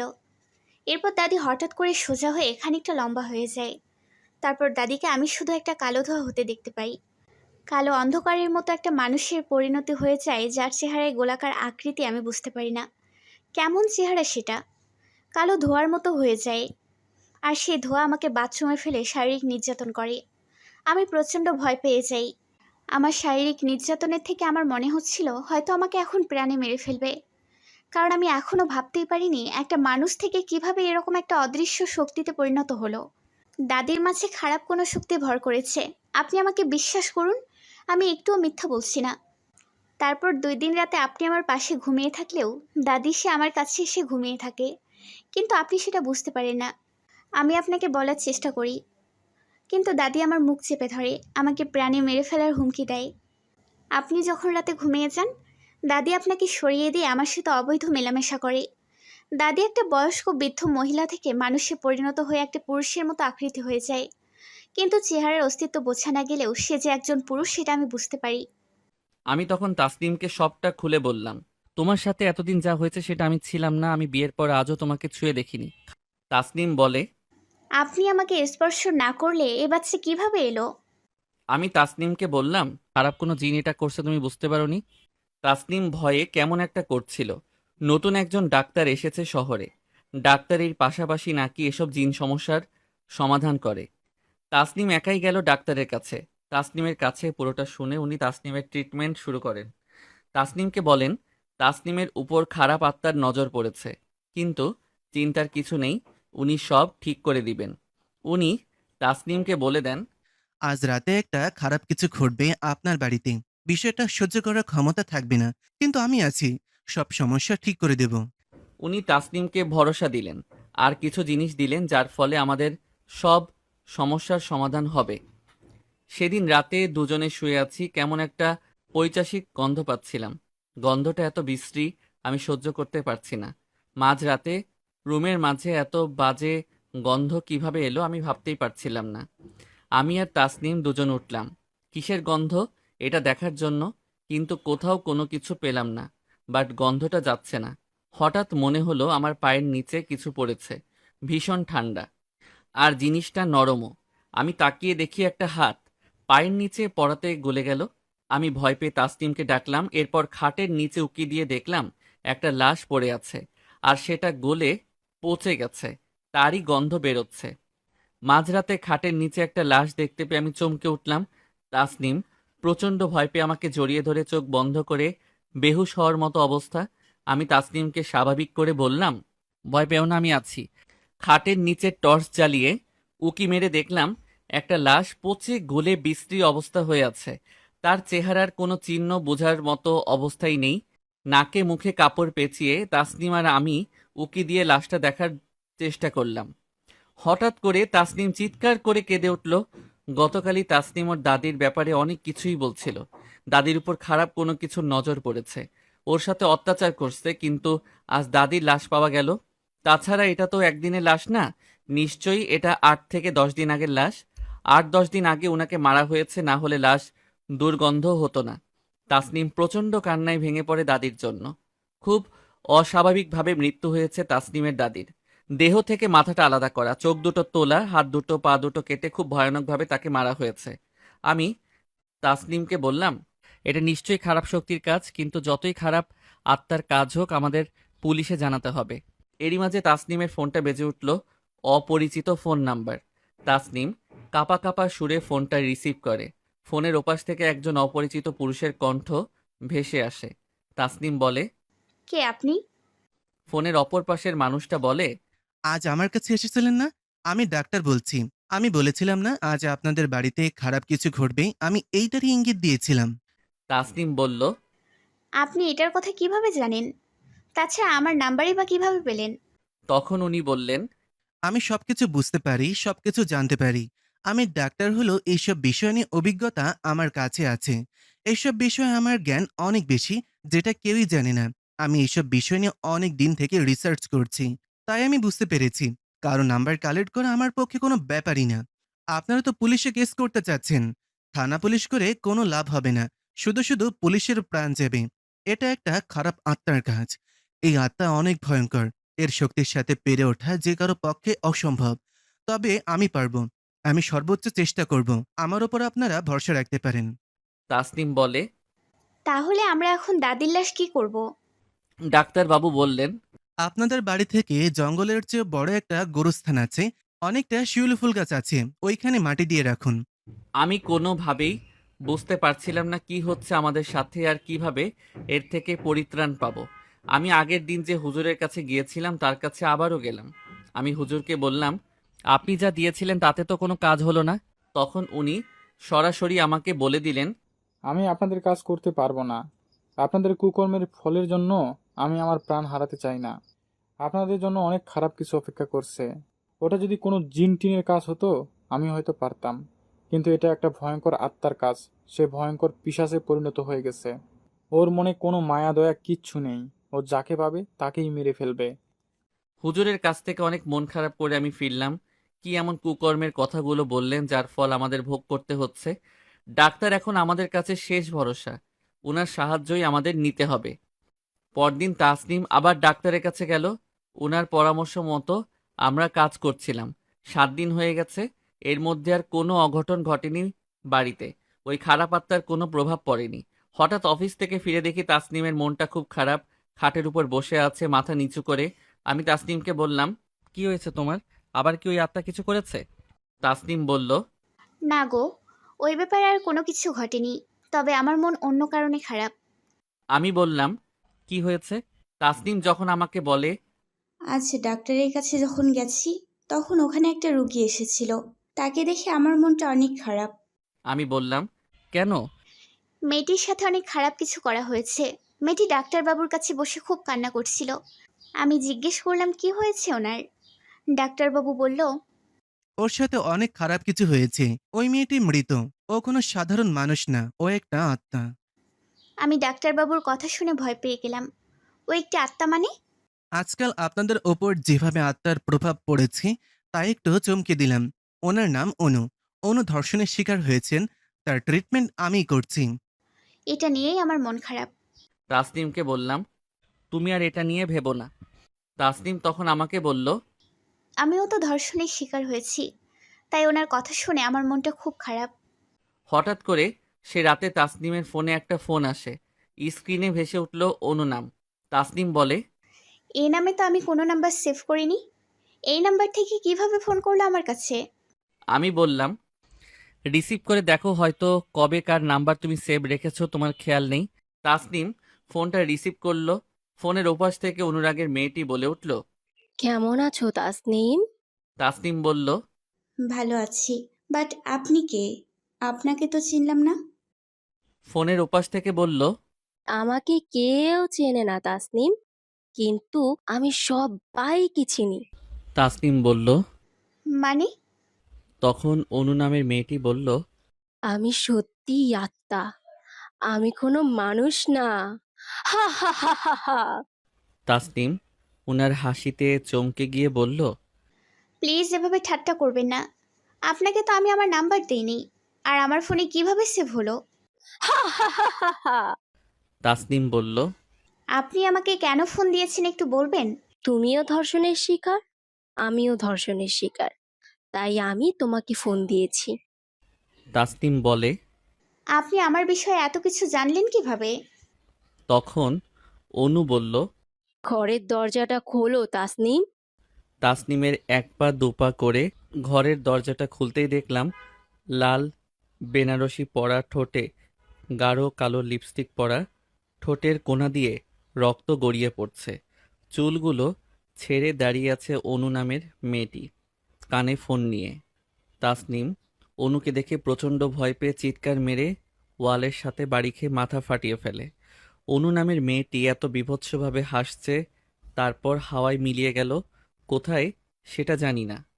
পরদিন আমি তাসনিমকে বললাম, নিশ্চয়ই তোমার কোনো পাপ আছে। তোমাকে বিয়ে করে আমার জীবনে আমি একটুও শান্তি পেলাম না। একে তো কোথাকার আর আত্মার অবৈধ বাচ্চা বহন করছো, তার উপর আবার কোনো পাপ করছো তার ঠিক নেই। তোমার জন্য খারাপ আত্মা নজর পড়েছে আমাদের বাড়িতে, একটা দিনও শান্তি পেলাম না। সত্যি করে বলো তাসনিম, কোথায় কি পাপ করে এসেছিলে? নিশ্চয়ই তুমি কোনো মেয়ের সাথে কোনো অন্যায় করেছিলে, তাই তোমার সাথে এরকম করছে। তাসনিম আমাকে কেঁদে কেঁদে বলল, বিশ্বাস করুন, আমি খুব সাধারণ একটি মেয়ে। আমি কোনোদিন কোনো অন্যায় করিনি, কোনো পাপ করিনি। আমি নিজেও জানি না আমার সাথে এগুলো কেন হচ্ছে। তাসনিমের সাথে অনেক রাগারাগি করে আমি অফিসে চলে গেলাম। তারপর চমকে গেলাম ডাক্তারবাবুর কথা শুনে। উনার মাঝে নতুন রহস্যর গন্ধ পেলাম। বিয়ের মাত্র 1 মাসও হয়নি, অথচ তাসনিমকে দেখলে মনে হয় 5 মাসের প্রেগনেন্ট। চারিদিকে বিষয়টা নিয়ে অনেক কথা হচ্ছে যে আমি যাকে বিয়ে করেছি সে বিয়ের আগে থেকেই গর্ভবতী। সমাজে লোকলজ্জায় মুখ দেখানোটা আমার কাছে কেমন দায় হয়ে দাঁড়িয়েছে। বাচ্চাটা অ্যাবর্শনের অনেক চেষ্টা করেছি, কিন্তু কোনো ডাক্তারই রিস্ক নিতে চায়নি। ডাক্তাররা বলেন, আমি প্রথমবার দেখলাম 1 মাসের গর্ভবতী কোনো মহিলার পেটের বাচ্চা অস্বাভাবিকভাবে বড় হতে থাকে। এদিকে আমি তাসনিমকে ভীষণ ভালোবেসে ফেলেছি। আমি তাসনিমকে যতই বকাঝকা করি না কেন, আমি নিজেই বুঝতে পারছি এখানে তাসনিমের কোনো দোষ নেই। কিন্তু আমার মন আবারও বলছে, তাসনিম কি সত্যি কোথাও কোনো ভুল করেছিল অতীতে, যার জন্য ওর সাথে এমন হচ্ছে বারবার? কই, আমাকে তো কোনো অত্যাচার করছে না। বারবার তাসনিমের সাথেই এগুলা কেন হচ্ছে? তাসনিমের নিষ্পাপ মুখের দিকে তাকালে ওকে কখনো দোষী মনে হচ্ছে না, অথচ অথচ ঘুরে ঘুরে ওর সাথে অন্যায়টা হচ্ছে। তাসনিমের গর্ভ থেকে জন্ম নেবে, সেটা আসলে কি হবে আমি সেটাই ভেবে পাচ্ছি না। আমরা যে ডাক্তারের সাহায্য নিচ্ছি, উনি তাসনিমকে নাকি বলেছেন এই বাচ্চা কোনো স্বাভাবিক বাচ্চা হবে না। এর যদি জন্ম হয় তাহলে সে আমাদের পুরো পরিবারকে মেরে ফেলবে। এক আত্মার সাথে সহবাসের ফলে জন্ম নেওয়া সন্তান কতটা অশুভ হবে তার বর্ণনা উনি আমাদের দিলেন। এরপর হঠাৎ করেই এমন একটি ঘটনা জানতে পারি যা শুনে আমি শিউরে উঠলাম। ডাক্তারবাবু তাসনিমকে বলেছেন আমাদের গোরস্থানের কবরের একটি ঘটনা। ওই গোরস্থানের পাশের জঙ্গলে একটি হিন্দু মেয়ে ধর্ষিত হয়েছিল। ওই মেয়েটির আত্মা নাকি মাঝে মাঝে ডাক্তারবাবুর স্বপ্নে দেখা দেয়। উনি তাসনিমকে এমন একটি ঘটনা বলেন যা শুনে আমি আশ্চর্য হয়ে যাই। উনি তাসনিমকে জানান এই শহরে একটি ধর্ষণ হয়েছিল। মেয়েটি হিন্দু ছিল। পৃথিবীর কেউ জানে না সেই মেয়েটির হত্যাকাণ্ডের কথা। ওর আত্মা প্রায় আসে আমার কাছে। তাসনিম উনাকে প্রশ্ন করেছেন, আপনি কি সত্যি আত্মা দেখতে পান? ডাক্তারবাবু বলেছে, হ্যাঁ, আমি সব দেখতে পাই। মানুষ যা দেখতে পায় না, আমি সেটাই দেখতে পাই। এসব আপনি বুঝবেন না। গোরস্থানের পাশে যে হিন্দু মেয়েটি ধর্ষিত হয়েছিল সেই ঘটনাটা পৃথিবীর কেউ জানে না। তাহলে উনি কিভাবে জানলেন? আমার কাছে মনে হলো উনি অনেক কিছুই জানেন, হয়তো আমাদের সাহায্য উনি করতে পারবেন। তাই আমি ওনার সাথে দেখা করতে গেলাম। অফিস থেকে আমি হসপিটাল করিডোরে গিয়ে বললাম, 206 নাম্বারে যে ডাক্তার রামিম সাহেব বসেন উনি কি এখন ডিউটিতে আছেন? তখন হসপিটাল থেকে আমাকে বলে, ডাক্তার রামিম নামে তো এখানে কোনো ডাক্তার থাকে না। 206 নম্বর রুমে তো ডাক্তার তানিশা রহমান বসেন। আমি বললাম, 206 বাদে অন্য কোথাও কি ডাক্তার রামিমের চেম্বার আছে? তখন আমাকে আবারও কনফার্ম করে জানালেন, ডাক্তারদের লিস্ট দেখালেন, সেখানে রামিম নামে কোনো ডাক্তার নেই। আমি 206 নম্বর চেম্বারে গেলাম, বললাম আসবো। ভেতর থেকে বলল, আসুন। আমি ভেতরে গিয়ে বললাম, আপনি কি ডাক্তার তানিশা রহমান? উনি বললেন, জি, আমি ডাক্তার তানিশা। কি সমস্যা বলুন? তখন আমি প্রেসক্রিপশন দেখালাম। দেখুন, 206-এ ডাক্তার রামিম বসেন। আমার স্ত্রী ওনার কাছ থেকে ট্রিটমেন্ট নিচ্ছেন, কিন্তু হসপিটাল থেকে বলল এখানে ডাক্তার রামিম নামে কোনো ডাক্তার নেই। ডক্টর তানিশা আমাকে বলেন, প্লিজ বসুন। উনি এই হসপিটালের ডাক্তার না, ওনার নিজস্ব একটা হসপিটাল আছে। উনি সেখানে রোগী দেখেন। রোগীগুলো আসে রাত 12টার পর। উনি দিনের বেলা কোনো রোগী দেখেন না, বা সন্ধ্যা রাতে কোনো রোগী দেখেন না। সারা রাত রোগী দেখে দিনের বেলা ঘুমন। ওনার রোগীরা সব রাত 12টার পরে আসেন। আপনাকে ওনার সাথে দেখা করতে হলে রাত 12টার পরে দেখা করতে হবে। ওনার কথা শুনে আমি বললাম, ওনার নাম্বারটা দিন প্লিজ। ডক্টর তানিশা আমাকে বললেন, ওনার নাম্বার কেউ জানে না। ওনাকে যদি কেউ খুঁজে তাকে উনি নিজেই ফোন করে নেন। ওনার ট্রিটমেন্টে শুনেছি অনেক মানুষ সুস্থ হয়েছেন। আমি তখন বাসায় ফিরে গেলাম। তাসনিমের অবস্থা অনেক খারাপ, বাঁচবে কিনা বলা যাচ্ছে না। আমি রাত 11:30টার সময় আবার বাসা থেকে বেরোলাম। বেরিয়ে হাসপাতালের দিকে রওনা দিলাম। বাড়ির গেট থেকে বেরিয়ে একটি অটো পেলাম। অন্য দিনের থেকে আজকে রাস্তাটা যেন বেশ ফাঁকা, কেমন একটা ছমছম পরিবেশ চারিদিকে। ড্রাইভার সোজা রাস্তায় না গিয়ে কেমন একটা জঙ্গলের রাস্তায় ঢুকে গেল। আমি বললাম, আপনি এমন রাস্তায় ঢুকেছেন কেন? উনি আমাকে বলল, চিন্তা করবেন না, অনুর কবরের পাশ দিয়ে তো আর যাচ্ছি না। আমি চমকে উঠলাম অনু নামটা শুনে। আমি বললাম, আপনি অনুকে কিভাবে চিনেন? উনি আমাকে বলেন, আমার এক বোন আছে, অনু, সেদিন মারা গিয়েছে, আমি তার কথা বললাম। আমি একটু নিশ্চিন্ত হলাম। আমি আবার বললাম, 15 মিনিটের রাস্তা কত টাইম লাগালেন ভাই? অটো ড্রাইভার আমাকে বলল। আপনি রাত 3টার সময় গেলেও ডাক্তারকে পাবেন। অটো ড্রাইভার কিন্তু একটি কথা বলছে না। আবার কেমন একটা সন্দেহ লাগছে। যে রাস্তায় যেতে 15 মিনিট লাগে সে রাস্তা রাত 11:30 থেকে রাত 1:30 বেজে গেছে, কিন্তু সে পথ ফুরায় না। কেমন আঁকাবাঁকা রাস্তায় কোনো দিক দিয়ে উনি নিয়ে এসেছেন আমি নিজেও বুঝতে পারিনি। আমি বললাম, আচ্ছা ভাই, আপনি কোন দিক দিয়ে যাচ্ছেন? যে রাস্তা যেতে মাত্র 15 মিনিট লাগে সেখানে আপনি এত টাইম লাগালেন? তখন আবার কেমন একটা অদ্ভুত কণ্ঠে আমাকে বলল, এই রোডে আমি নতুন, তাই আমি রাস্তাঘাট ভালো চিনি না। ভুল হতে পারে, এত কথা বলবেন না। বেশি কথা বললে এখনই আমার গাড়ি থেকে নেমে যান। আর কিছু বলছি না, আপনি চলুন। ড্রাইভার আমাকে বলে, আপনি যে ডাক্তারের কাছে যাবেন উনি এই জঙ্গলের মাঝেই ক্লিনিক করছেন। আজ কি প্রাণ নিয়ে ফিরতে পারবো সেই চিন্তা হচ্ছিল আমার। হঠাৎ করে গাড়ির সামনের একটি লোক দাঁড়িয়ে পড়ল। সাদা ধবধবে কেউ হেঁটে যাচ্ছে। এত হর্ন বাজাচ্ছে ড্রাইভার, তবুও উনি সরে না। লোকটা পিছন ফিরে তাকাতে এত বিভৎস রূপ দেখলাম, প্রাণটা বেরিয়ে যাচ্ছিল আমার। অথচ ড্রাইভারের মাঝে এক বিন্দু ভয়ের চিহ্ন নেই। ড্রাইভার আমাকে বলে, এইসবের মাঝেই বসবাস আমার, ভয় কিসের? এই যে নামুন, আপনার হাসপাতালে। বড় করে লেখা অনুরিমা হসপিটাল। অনু নামটা দেখেই পুরনো কিছু মনে পড়ে গেল আমার। আচ্ছা, অনুর সাথে তাসনিমের কোনো যোগাযোগ ছিল না তো? আমি হসপিটালে প্রবেশ করলাম। রাত 3:30 বাজে, কোথাও কোনো রুগী নেই। পরিবেশটা কেমন থমথমে, চারদিক ঝিঝি পোকা ডাকছে।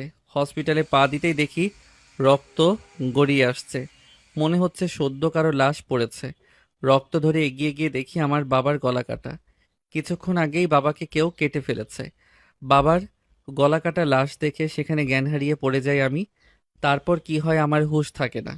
যখন আমার জ্ঞান ফেরে আমি জানতে পারি যে গোরস্থানের পাশে আমি অজ্ঞান হয়ে পড়েছিলাম। আর গোরস্থানের পাশেই বাবার লাশ পেয়েছে এলাকার মানুষজন। পুলিশ এসে তদন্ত করেছে, কিন্তু এটাকে কোনো সাধারণ খুন বলে মনে করেননি তারা। গলা থেকে মাথাটা আলাদা করা, চোখ দুটো তুলে ফেলা, হাতের আঙুলগুলো সব কুচি কুচি করে কেটে ফেলা, মাথা থেকে বরাবর, কপাল থেকে নাক বরাবর শুরু করে, ঠোঁট থেকে শুরু করে গলা থেকে পেটের নাভি পর্যন্ত নামিয়ে আনা, পেটের নাড়িভুড়িগুলো সব বের করা।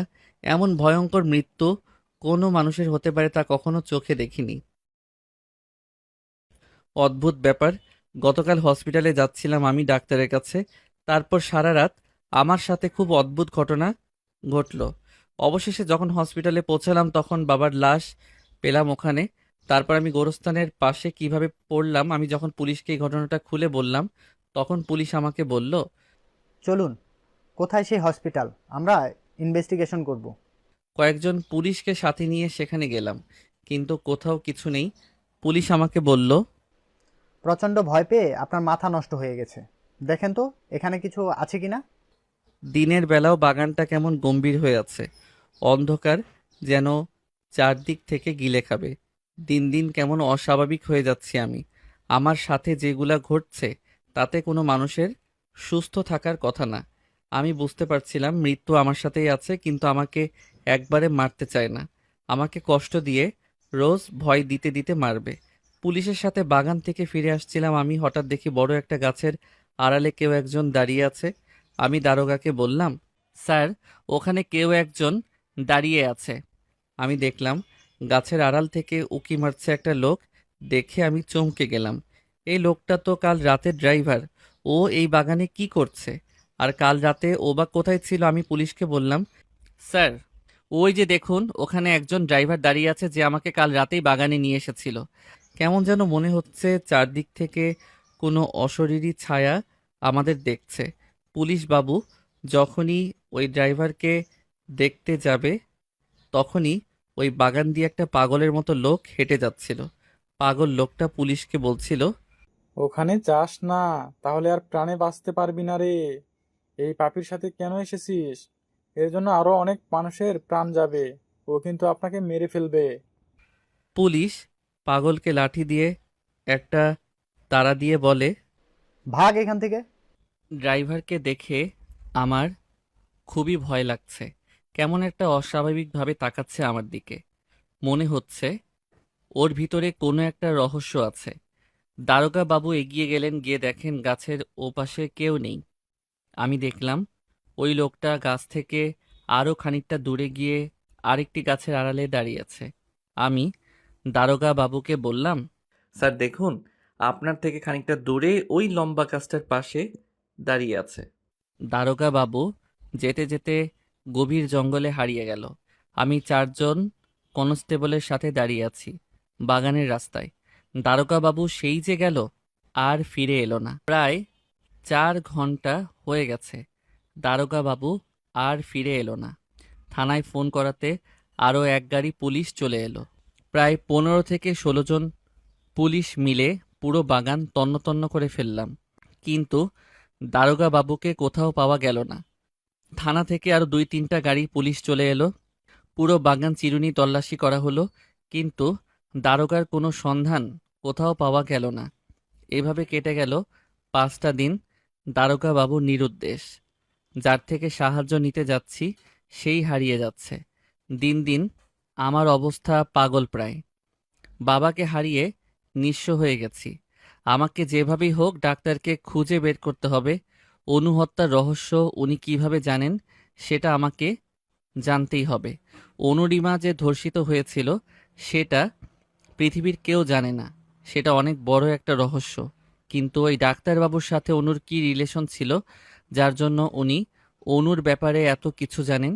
তাছাড়া উনি এত মানুষ রেখে তাসনিমকে না অনুরিমা হত্যার ঘটনা খুলে বললেন? আদেও কি অনুরিমার সাথে তাসনিমের কোনো সম্পর্ক ছিল? যে ঘটনার সাক্ষী আমি, সে ঘটনা তাসনিম বা কিভাবে জানবে? তাসনিম তো এ এলাকার মেয়ে না। অনেকগুলো রহস্য জড়িয়ে আছে, কিন্তু আমি কিভাবে ডাক্তারবাবুকে খুঁজে পাবো? ডাক্তার তানিশা আমাকে যে ঠিকানা দিয়েছেন সেখানে গিয়ে তো নিজের প্রাণ যাওয়ার মতো একটা অবস্থা। ডাক্তার তানিশা কি আমাকে ভুল ঠিকানা দিয়েছিলেন? আমি আবার হসপিটালে গেলাম, গিয়ে ডাক্তার তানিশার খোঁজ করলাম, কিন্তু ডাক্তার তানিশা আজকে ছুটিতে আসেননি। কোনো কিছুর কোনো উপায় না পেয়ে বাড়িতে ফিরে এলাম। তাসনিমকে অসুস্থ লাগছে। দিন দিন তাসনিমের কন্ডিশন খারাপ হচ্ছে। 2 দিন পরে খেয়াল করলাম তাসনিমকে অনেকটা ভালো দেখা যাচ্ছে। আমি বাড়ি ফেরা মাত্রই তাসনিম আমাকে বলে, জানো, আজ ডাক্তারবাবু এসেছিল। উনি আমার অনেক ট্রিটমেন্ট করেছেন। ওনার দেওয়া ওষুধ খেয়ে নিমিষের মাঝে আমার অনেকটা সুস্থ লাগছে। তাসনিমার কথা শুনে আমি আরও চমকে গেলাম যে ডাক্তারকে কাল রাত থেকে আমি খুঁজে বেড়াচ্ছি, যাকে খুঁজতে গিয়ে বাবার প্রাণ গেল, সে আজ আমাদের বাড়িতে এসেছিল। আজ বাড়ি থাকলে ডাক্তারের সাথে দেখা হয়ে যেত। এইভাবেই প্রায় দিনই ডাক্তারবাবু আমাদের বাড়িতে যাওয়া আসা করছেন। তাসনিমার চিকিৎসা করছেন, অথচ আমার সাথে একদিন তার দেখা হচ্ছে না। আমি হাজার চেষ্টা করেও ডাক্তারবাবুর সাথে দেখা করতে পারছি না। আমি যদি 2 মিনিটের জন্য বাথরুমে যাই, তখন ওই 2 মিনিটের মাঝে ডাক্তারবাবু আমার বাড়িতে এসে চলে যায়। আমি তাসনিমের কাছে জিজ্ঞাসা করলাম, আচ্ছা ডাক্তারবাবু, দেখতে কেমন, তার কোনো ছবি আছে? তাসনিম আমাকে বলল, আমি কি ডাক্তারের ছবি তুলেছি কখনো যে ছবি থাকবে? আমি তাসনিমকে বললাম, ডাক্তার ঠিক কখন কখন আসে তুমি বলতে পারবা? তাসনিম আমাকে বলে, আমি বুঝছি না, যখনই আমার একটু খারাপ লাগে তখনই চলে আসেন। আমি তাসনিমকে বললাম, কাল যখন ডাক্তারবাবু আসবে তুমি ওনার বেশ কয়েকটা ছবি তুলে রাখবে, ঠিক আছে? আমি মনে মনে ভেবেছি ডাক্তারের ছবি দেখে ওনার পরিচয় খুঁজে বের করব আমি। পরদিন রাতে তাসনিম আমাকে বলল, আজ আমি ডাক্তারবাবুর ছবি তুলে রেখেছি, দেখো। তাসনিম আমার হাতে ফোন দিল। আমি দেখলাম কেউ নেই। আমি বললাম, কই তাসনিম, কোথায় ছবি? তাসনিম বলল, কেন? আমি 7টা ছবি তুলেছি, ভালোভাবে দেখো, পাবে। ক্যামেরা ফাঁকা, কোথাও কোনো ছবি নেই। ফাইজলামও পেয়েছো? কোথায় ছবি দেখাও? তাসনিম আমাকে বলে। দেখো, আমি ড্রেসিং টেবিলের সামন থেকে ছবি তুলেছিলাম। আমি খেয়াল করলাম ড্রেসিং টেবিলের ছবি ঠিকই আছে, কিন্তু আর কারো ছবি নেই। তাসনিমকে অসুস্থতায় ভুল করে ফেলেছে। আমার কাছে আবারও গাঢ় রহস্য লাগলো। এই ডাক্তার অনেক কিছুই জানে, কিন্তু কিছুতেই আমার সামনে আসছে না। রাতে টিভি অন করলাম, হেডলাইনে দেখাচ্ছে ডাকাত দলের হাতে খুন হয়েছে থানার দারোগা শফিক রহমান। শফিক রহমানকে গলা কেটে পাশের ব্রিজের পাশে ফেলে গেছে। আর শরীরের বিভিন্ন গুরুত্বপূর্ণ জিনিস তারা নিয়ে গেছে, যেমন তার 2টা চোখ, কিডনি, এগুলো কিছুই নেই। বীভৎসভাবে তাকে খুন করা হয়েছে। আমার শরীরের লোম শিউরে উঠল। যে দারোগা আমাকে সাহায্য করতে এসেছিল সে এভাবে মারা গেল। ওই ড্রাইভারের সাথে কোথায় গেল দারোগা বাবু? গভীর জঙ্গলের মাঝে এমন কি আছে যার জন্য কেউ বাঁচতে পারছে না? আমি কোনোভাবেই এই সমস্যা থেকে বেরোতে পারছি না। যার সাহায্য নিতে যাচ্ছি সেই হারিয়ে যাচ্ছে। আমার জীবনটা অসহ্যময় হয়ে উঠেছে। দুদিন পরে ভাবলাম আমি যেভাবেই হোক তানিশার খোঁজ নিতে হবে। তানিশা আর হসপিটালে আসে না। অবশেষে দেখা পেলাম তানিশার। জ্যামে বাস আটকে আছে ভ্যাপসা গরমে। খুব ক্লান্ত লাগছে। আমার ঘামে পুরো শরীর ঘেমে নিয়ে একাকার অবস্থা। হঠাৎ দেখি যে রাস্তা ক্রস করছেন একটা মহিলা। আমি খেয়াল করলাম ডাক্তার তানিশা রহমান রাস্তা ক্রস করছেন। আমি আমার অফিসের ব্যাগপত্র রেখে দ্রুত বাস থেকে নেমে তানিশাকে ফলো করলাম। আমি দৌড়ে গিয়ে ডাক্তার তানিশার হাত চেপে ধরলাম আর বললাম, সরি, আমাকে আপনার হাত ধরতে হলো। ডাক্তার তানিশা আমাকে বললেন, আপনাকে এত এক্সাইটেড লাগছে কেন? আমি বললাম, আপনাকে কয়দিনে অনেক খোঁজাখুঁজি করেছি কিন্তু আপনার কোনো হদিস মিলাতে পারিনি। হঠাৎ বাসের ভেতর থেকে দেখলাম আপনি রাস্তা ক্রস করছেন, তাই ছুটে এলাম আপনার কাছে। প্লিজ কিছু মনে করবেন না, আমি আপনার হাত ধরেছি। ডাক্তার তানিশা বলে, ইটস ওকে, কোনো ব্যাপার না। কিন্তু আপনি এরকম উত্তেজিত কেন? এতটা ক্লান্ত লাগছে কেন আপনাকে? আমি বললাম, আপনার সাথে আমার একটু ইমার্জেন্সি প্রয়োজন আছে, একটু সময় দিতে পারবেন আমাকে? ডাক্তার তানিশা বলেন, আজ আমার তেমন কোনো তাড়া নেই, তাহলে চলুন যাই। আমি আর তানিশা একটা পার্কের ভিতরে গিয়ে বসলাম। ডাক্তার তানিশাকে আমি বললাম, আচ্ছা, আপনি ডাক্তার রামিম সম্পর্কে কি কি জানেন একটু বলবেন প্লিজ? আপনি আমাকে যে ঠিকানা দিয়েছেন সেখানে যাওয়ার পরে আমার জীবন যাওয়ার মতো অবস্থা। এমন ভয়ঙ্কর জায়গা কখনো কোনো ডাক্তারের ক্লিনিক হতে পারে? তারপর সেদিন রাতের সব ঘটনা ডাক্তার তানিশাকে আমি খুলে বললাম। ডাক্তার তানিশা আশ্চর্যজনক ঘটনা শুনে অবাক হলেন। ডাক্তার তানিশা আমাকে বলেন, আত্মা বলে কিছু আছে, এগুলোতে বিশ্বাস করেন আপনি? ডাক্তারের আমাকে বলেন আপনি এইসব আত্মার বিশ্বাস করেন?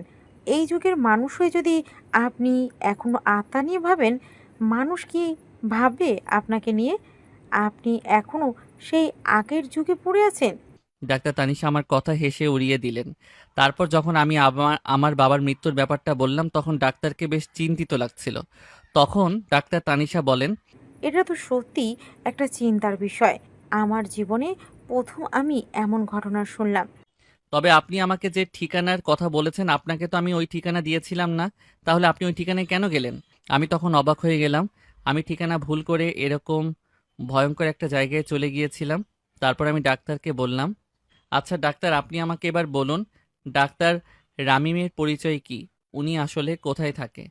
ডাক্তার তানিশা আমাকে বলে, একদিন আমি ঘরে শুয়ে আছি, রাত 12টার পরে বাইরে থেকে কেউ একজন কড়া নাড়ল আমার দরজায়। খুব গম্ভীর একটা ভয়েস তার। এমন অদ্ভুত কণ্ঠ আগে পরে কখনো কারো শুনিনি আমি। তানিশা, তানিশা, তোমাকে আমার প্রয়োজন। শীঘ্রই দরজা খোলো। আমি ভাবছিলাম হয়তো স্বপ্ন দেখছি, কিন্তু না। আমার রুমের ফ্যানটা কে যেন অফ করে দিল। বাইরে থেকে আবারও সাউন্ড এলো, তানিশা, ফ্যান অফ করে দিয়েছি। এবার কি বুঝতে পেরেছো এটা স্বপ্ন নয়? তখন আমি শিওর হলাম বাইরে কেউ আছে। তারপর আমি ভয়ে ভয়ে গুটি গুটি পায়ে এগুলাম, দরজা খুললাম। তারপর দেখলাম ডাক্তারদের অ্যাপ্রন পরে একজন মানুষ দাঁড়িয়ে আছে।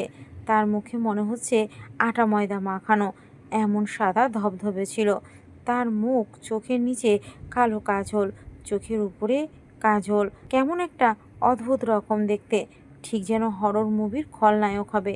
তাকে দেখে আমি প্রচণ্ড চমকে যাই। ঘরের বাইরে এমন অদ্ভুত একজন মানুষকে দেখে আমি বাকরুদ্ধ হয়েছিলাম। আমি খুব ভয় ভয়ে তার কাঁপা কাঁপা কণ্ঠে তাকে বলেছিলাম, কে আপনি? এখানে কি চান? তখন লোকটি খুব গম্ভীর কণ্ঠে বলেছিল, তোমার চেম্বারটা আমি চাই। আমি ওইখানে রাত 12টার পরে রুগী দেখব। আমার অনেক রুগী আছে। ওই চেম্বারটা আমাকে দিতে হবে। আমি প্রথম তো রাজি হতে চেয়েছিলাম না। আপনি ডাক্তার নাকি? কিসের ভিত্তিতে আপনাকে আমার চেম্বার দিব? তাছাড়া হসপিটালে এমন কোনো নিয়ম নেই। সেদিন বাইরে প্রচণ্ড হাওয়া দিচ্ছিল, এক দরজার সাথে আরেক দরজার পাল্লা বাড়ি খাচ্ছিল।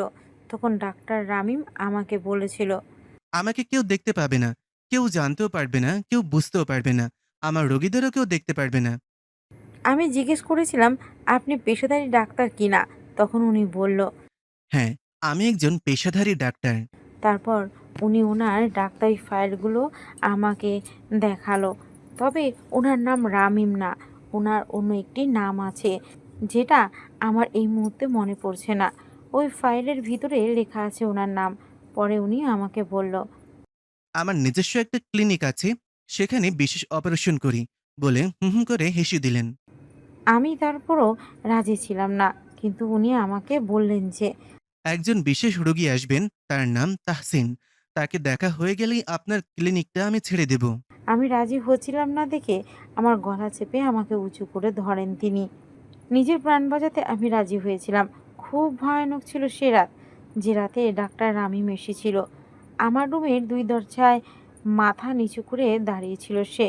আমি খেয়াল করে দেখলাম যে 2 দরজায় তার হাতে 10 আঙ্গুলে রক্তের ছাপ লেগে আছে। আমি রক্ত বলে চিৎকার দিতেই সে বিশ্রী ভাষায় বলে ওঠে। এক বুড়োকে অপারেশন করে আসলাম। তোমাকে আজ আমি যেগুলো বললাম, এগুলো 3 বছর পরে ঘটবে। আমি বললাম, কিসের অপারেশন? সে বলল। এই অপারেশনটা এখন আমি তোমাকেও করব। আমি খেয়াল করলাম ফ্লোর দিয়ে তার পায়ের রক্তের ছাপগুলো স্পষ্ট ফুটে আছে। আমি র র রক্ত থতমত গলায় বলতেই ডাক্তার রামিম আমাকে বলে। রক্ত নিয়ে সব অপারেশন আমার। সেদিন রাতে ডাক্তারের হাতে ছিল একটা ছুরি, আর একটু হলেই গলা কেটে দিত আমার। আমি দেখলাম রামিম সাহেব চলে যাওয়ার সময় তার মাথাটা তার হাতের উপর নিয়ে যাচ্ছেন। নিজের প্রাণ বাঁচাতেই আমি রাজি হয়ে যাই রামিমের প্রস্তাবে। ডাক্তার, রামিম কিভাবে জানলেন তাসনিম ওনার কাছে আসবেন? আর কোন বুড়িকে অপারেশন করেছেন উনি?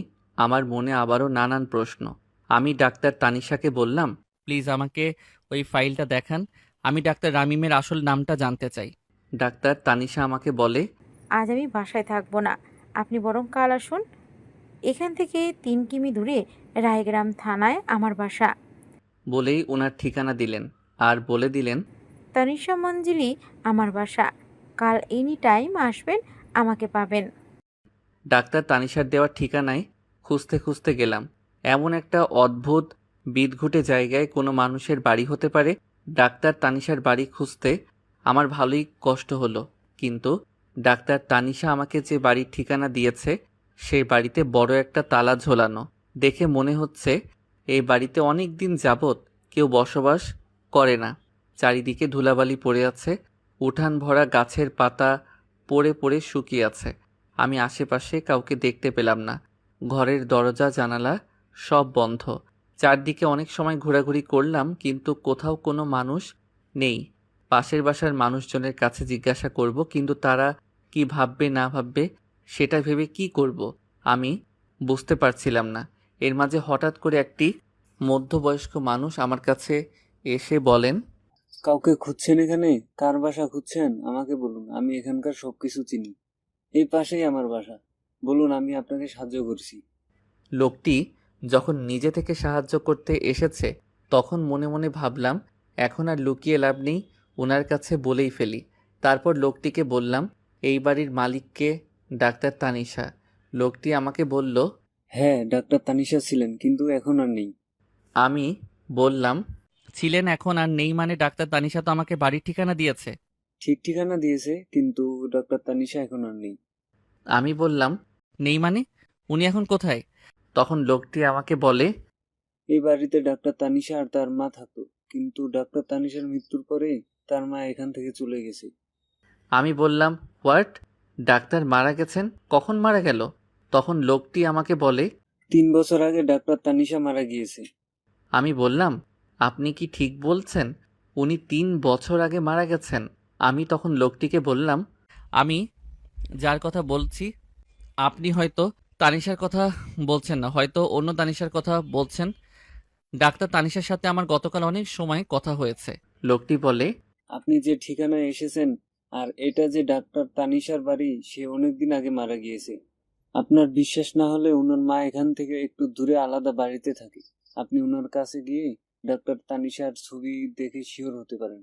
মেয়ে মারা যাওয়ার পরে তানিশার মা এখান থেকে চলে গিয়েছে, কারণ এই বাড়িতে আর বসবাসের উপযোগী ছিল না। ডাক্তার তানিশার মৃত্যু খুব ভালোভাবে হয়েছিল না। মানুষের ধারণা কোনো ভুতুড়ে কারণে মারা গেছিলেন। আমার শরীর কেমন ঠান্ডা আর অবশ হয়ে আসে। তার মানে গতকাল আমি একটা মৃত মানুষের সাথে ছিলাম। হ্যাঁ, তানিশা তো আমাকে ঠিকই বলেছিলেন। ডাক্তার তানিশা যে মৃত তার অনেকগুলো ক্লু দিয়েছিলেন কথার মাঝে আমাকে, কিন্তু আমি সেটা বুঝতেই পারিনি। ডাক্তার তানিশা আমাকে তার সাথে ঘটে যাওয়া ভয়ঙ্কর রাতের বর্ণনা দিয়েছিলেন। ডাক্তার রামিম তাকে কিছু কথা বলেছিলেন এবং বলেছিলেন এগুলো 3 বছর পরে ঘটবে।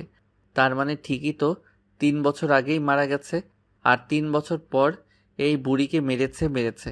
বুড়ি মানে তাসনিমের দাদির অপারেশনের কথা বলেছিলেন। ডাক্তার রামিম যে অপারেশনের কথা বুঝিয়েছিলেন তার মানে উনি অপারেশন বলতে তাসনিমের দাদির মৃত্যুকে বুঝিয়েছিলেন। তানিশাকে বলেছিলেন সেই অপারেশন এখন আমি তোমার সাথে করব। তার মানে 3 বছর আগে তানিশাকে মেরে ফেলেছিল। ও মাই গড! তানিশাকে ডাক্তার রামিম বলেছিলেন আমি আজ তোমাকে যা বলছি তা 3 বছর পরে ঘটবে। ও মাই গড! এত কঠিন ছিল তানিশার কথাগুলো। তানিশা হয়তো কোনোভাবে আমাকে সাহায্য করতে চাইছে। আমি ওই লোকটার কাছ থেকে ডাক্তার তানিশার মায়ের ঠিকানা নিলাম। ডাক্তার তানিশার বাড়িতে গেলাম। অনেক সময় ডাকাডাকির পর একজন মহিলা দরজা খুললেন। আমি বললাম আপনি কি তানিশার মা? তখন মহিলাটি বলে এত বছর পরে আমার মেয়েকে খুঁজতে এসেছে। কে তুমি বাবা? তখন আমি বললাম আমি তানিশার পরিচিত। তানিশার মা আমাকে ঘরের ভিতরে ডেকে নিয়ে গেল। আমি দেখতে পেলাম তানিশার অনেকগুলো ছবি ঘরে। আমি শিওর হলাম এটাই তানিশা। আমি তানিশার মাকে বললাম তানিশা কি সত্যি মারা গেছে? হ্যাঁ, সেদিন রাতে আমার মেয়েকে মেরে ফেলেছিল। আমার বাড়িতে সেদিন খুব ঝড়ো হাওয়া বইছিল, সব গাছপালা ভেঙে ঘরের ওপর পড়ছিল, কিন্তু আশেপাশে কোথাও সেই ঝড় বাতাস বইছিল না। এক ভয়ঙ্কর অতৃপ্ত আত্মা আমার মেয়েকে ডেকে তুলেছিল। তারপর আমার তানিশাকে মেরে ফেলেছিল। তানিশা মারা যাওয়ার আগে আমাকে বলে গিয়েছিল, মা, 3 বছর পরে অনেক খারাপ কিছু ঘটবে। 3 বছর পরে তোমাকে খুঁজতে তামিম নামে একটি ছেলে আসবে, কারণ তামিম সেদিন মহাবিপদে পড়বে, বিপদ থেকে বাঁচার উপায় পাবে না। আমি বললাম মানে আমি আসব? তানিশা এটা বলে গিয়েছিল? তানিশার মা বলে তুমি আসবে এটা তানিশা আমাকে বলে গিয়েছিল। আমি বললাম তানিশা আর কি কি বলেছিল আন্টি? তখন উনি বললেন তানিশা আমাকে বলেছিল 3 বছর পরে তামিম নামের যে ছেলেটি বিয়ে করবে তার বউয়ের সাথে অনেক খারাপ কিছু ঘটবে। তামিমের জীবনের সব সুখ শান্তি নষ্ট হয়ে যাবে। তামিমের পুরো পরিবারকে ধ্বংস করে ফেলবে এই আত্মা। তামিম যে মেয়েটাকে বিয়ে করবে তার দাদিকে মেরে ফেলবে, এমনকি আশেপাশে যত মানুষজনকে পাবে সে মেরে ফেলবে। 3 বছর পরে অনেক খারাপ কিছু হবে। ভয়ঙ্কর আত্মা আমার ডাক্তারের চেম্বার ব্যবহার করে অনেক মানুষকে মারবে, কিন্তু আমি তো বেঁচে থাকতে পারলাম না। আমি এ ঘটনা কাউকে বলে যেতে পারলাম না। তবে 3 বছর পরে তামিম যদি তোমার কাছে আসে, তাহলে তুমি তামিমকে বলে দিও ওর করা কোনো অন্যায় ছিল, যে অন্যায় এর জন্য আত্মাটা অতৃপ্ত হয়ে এভাবে নিরীহ মানুষকে মেরে ফেলেছে। ওই আত্মাটা তামিমের স্ত্রীর পেটে খারাপ শক্তি ধারণ করাবে, যার ফলে ওই আত্মার বিনাশ যে কোনো মানুষ করতে পারবে না। আমার মেয়ে কার কথা বলে গিয়েছিল জানি না, তবে আমি আজ বুঝতে পারছি তুমি যে যার কথা আমাকে বলে গিয়েছিল, কারণ এত বছরে আমার মেয়েকে কেউ খুঁজতে আসেনি। আমার কাছে যেহেতু তুমি এসেছো, তুমি যেহেতু তামিম, তুমি এমন কোনো খারাপ পাপ করেছো যে পাপের ফলে তোমার চারিদিকে এত মানুষ এত অশান্তিতে আছে, যেটা তুমি বুঝতে পারছো না। তোমার কারণে আমার আপনজন, আমার মেয়ে মারা গেছে, তোমার আপনজন সব মারা যাচ্ছে, এমনকি যারা তোমার আপন না সেসব নিরীহ মানুষ মারা যাচ্ছে। তাই তুমি তোমার কি অন্যায় করেছো তার প্রায়শ্চিত্ত করো, তা না হলে এভাবে সব কিছু শেষ হয়ে যাবে। আমি তানিশার মায়ের ওখান থেকে ছুটে পালালাম। আমার নিজেকে কেমন একটা মানসিক রোগী লাগছে। কাল আমি একটা মৃত মানুষের সাথে ছিলাম, আমার চারপাশে হুটহাট মৃত মানুষ ঘোরাঘুরি করছে। কি হচ্ছে আমার সাথে? আমার মনে হচ্ছে এখনই আমাকে মৃত্যুবরণ করতে হবে, তা না হলে আমি পাগল হয়ে যাব। আমি এরকম বেঁচে থেকে মানসিক রোগী হয়ে থাকতে পারছি না। আমার নিজেকে বড্ড অসহায় লাগছে। সোজা ট্রেন লাইনের ওখানে গেলাম। ট্রেনের সামনে দাঁড়িয়ে আমি অশান্তি থেকে মুক্তি পেতে চাই। ট্রেন আসার সময় আমি আকাশের দিকে মুখ করে তাকিয়ে আছি। ট্রেন আমাকে লেপ্টে দিয়ে চলে যাক, সব অশান্তি মিটে যাক, কিন্তু ট্রেন আমার কাছাকাছি আসতেই হঠাৎ করে থেমে যায়। মানুষজন ট্রেন থেকে নেমে যাচ্ছে হঠাৎ ট্রেনের নষ্ট হওয়াতে, তারা বিরক্ত। আমি খেয়াল করে দেখলাম অনু নামছে ট্রেন থেকে। অনুকে দেখে আমি ভয় পেয়ে গেলাম। এ কি, অনু এভাবে কাঁদছে কেন? অনুর হাতে একটা ব্যাগ। আমি অবাক হয়ে গেলাম। এ কি, এটা তো সত্যি অনু। আর অনু, ও কি বেঁচে আছে? এত অস্থিরভাবে কাঁদছো কেন? অনুকে দেখে আমি বিস্মিত হয়ে গেলাম। এই তো সেই অনু। অনু আমার কাছে এসে বলল, কি তামিম, মৃত্যুর জন্য ছুটে বেড়াচ্ছ? তবুও মরতে পারছো না? আর সেদিন আমি জীবন বাঁচানোর জন্য ছটফট করেছিলাম, কিন্তু তুমি আমাকে কি জীবন ভিক্ষা দিয়েছিলে? অথচ আজ দেখো, তুমি তোমার মৃত্যুর জন্য ছটফট করছো, কিন্তু মৃত্যু বরণ করতে পারছো না। বেঁচে থেকেও মৃত্যুর থেকেও ভয়ঙ্কর জীবন, এটাই হবে তোমার জন্য শাস্তি। হা হা হা হা হা। বলেই অনু কাঁদতে কাঁদতে হাওয়ায় মিলিয়ে গেল। আমার পুরা শরীর থরথর করে কাঁপছিল। কোনো সুস্থ মানুষের আচরণ আমি আর করতে পারছিলাম না। বাড়িতে ফিরে কোনো কথা না বলে কাঁপতে কাঁপতে ঘরের এক কোণায় গিয়ে গুটিসুটি মেরে বসে রইলাম। আমি কোনো কথাই বলতে পারছিলাম না। এরই মাঝে তাসনিম আমাকে মোবাইল থেকে ডাক্তার রামিমের ছবি দেখালো আর বলল, তুমি ডাক্তারবাবুর ছবি খুঁজছিলে না? এই যে ডাক্তার রামিমের ছবি। ডাক্তার রামিমের ছবি দেখে আমি আরও একবার চমকে গেলাম। আমি তাসনিমকে বললাম, এই ছবি তুমি কোথায় পেয়েছো? এটা কার ছবি তুমি জানো? তাসনিম আমাকে বলল, জানি তো, এটা ডাক্তারবাবুর ছবি। রামিম আমাকে নিজে থেকে বলেছে আপনার স্বামী আমার ছবি দেখতে চায়। তাই না মিস তাসনিম? আমার ছবি আপনি তুলুন আর আজ দেখাবেন। আমি ফোনটা ধরে ফেলে দিয়ে বললাম, এটা ডাক্তার হতে পারে না, এটা তো আমার বন্ধুর ছবি, এটা আমার বন্ধু রায়হানের ছবি। তখন তাসনিম আমাকে বলে, এটা যদি আপনার বন্ধু রায়হানের ছবি হবে তাহলে রায়হান কোথায়? রায়হানের সাথে কি তোমার কোনো যোগাযোগ আছে? তোমার বন্ধু তোমার সাথে যোগাযোগ না করে আমার সাথে কেন যোগাযোগ করে? কি রহস্য লুকিয়ে আছে আমাকে খুলে বলো। সেদিন আমি তাসনিমকে বলেছিলাম আমার অতীতে করা সেই পাপের কথা। আমি তাসনিমকে সব খুলে বলেছিলাম, যে পাপ লুকাতে আমি বারবার তোমাকে দোষারোপ করেছি। আমি কল্পনাও করতে পারিনি আমার অতীত প্রতিশোধ নিতে ফিরে আসবে। আমার বন্ধু রায়হান ছিল আমার বেস্ট ফ্রেন্ড। ওর অনেক দিনের রিলেশন ছিল একটা হিন্দু মেয়ের সাথে। মেয়েটির নাম ছিল অনুরিমা। আমরা অনু নামেই জানতাম। ওদের ধর্ম ভিন্ন, তাই পরিবার মেনে নেয়নি। অনু সবকিছু ছেড়ে রায়হানের সাথে পালিয়ে এসেছিল ওর বিয়ের দিন। ওই দিন রায়হান আমার কাছে হেল্প চাইছিল, আমি যেন ওদের রেজিস্ট্রিটা করিয়ে দিই। রাত 11টায় অনু পালিয়ে এসেছিল। আস্তে আস্তে রাত 12টা বেজে গেছিল। অনুকে আগে থেকেই আমার খুব ভালো লাগতো। অনু যে এত সুন্দর ছিল দেখতে, আমি অনেকবার বিয়ের প্রস্তাব দিয়েছি, কিন্তু অনু ফিরিয়ে দিয়েছে। ও রায়হানকে নিজের প্রাণের থেকেও বেশি ভালোবাসতো। সে রাতে যখন অনুকে দেখেছিলাম, আমার মাথায় নেশা চেপে গিয়েছিল। অনুর শরীরের প্রতি লোভ আমাকে অমানুষ করে তুলেছিল। আমি খাবারের মাঝে কড়া ডোজের ঘুমের ওষুধ দিয়ে রায়হানকে ঘুম পাড়িয়ে দেই। তারপর গভীর ও জঙ্গলে নিয়ে যাই। অনু বুঝতে পারে না রায়হান এইভাবে ঘুমিয়ে পড়ে কেন। ব্যাপারটাকেও সেভাবে গুরুত্ব দেয়নি। আমি যখন অনুর উপর ঝাঁপিয়ে পড়ি, অনু তখন অবাক হয়ে গেছিল। খুব অবাক হয়ে আমাকে বলেছিল, তুমি তুমি এটা করতে পারো না তামিম। তুমি রায়হানের সব থেকে কাছের মানুষ। আমি অনুর হাত পা বেঁধে ধর্ষণ করেছিলাম। সেদিন কাঁদছিল, খুব কাঁদছিল অনু। বারবার বলছিল। আমাকে ছেড়ে দাও। অনুর চিৎকার শুনে রায়হানের ঘুম ভেঙে যায়। রায়হান ঢুলতে ঢুলতে অনুকে বাঁচাতে আসলে আমি ওর দেহ থেকে মাথাটা আলাদা করে ফেলি। অনু বলেছিল, আমাকে ভোগ করো, যত ইচ্ছা করো, তবুও রায়হানকে মেরো না, প্লিজ তামিম। কিন্তু আমি অনুর কথা শুনিনি। সারা রাত অনুকে ধর্ষণ করার পর অনু বলেছিল, আমার প্রাণ ভিক্ষা দাও।